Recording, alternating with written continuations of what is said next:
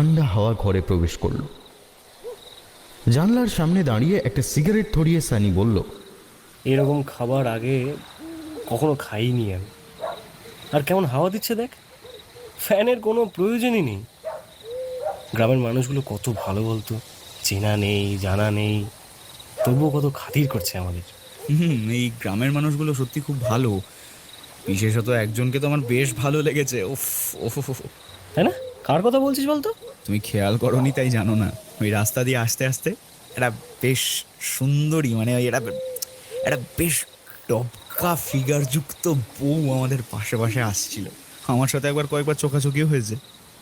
আর তারপর তুমি আর ওই হরেন মাস্টার যখন কথা বলছিলে, তখন জানালা দিয়ে মুখ বাড়িয়ে একবার দেখলাম নিচেই দাঁড়িয়েছিল।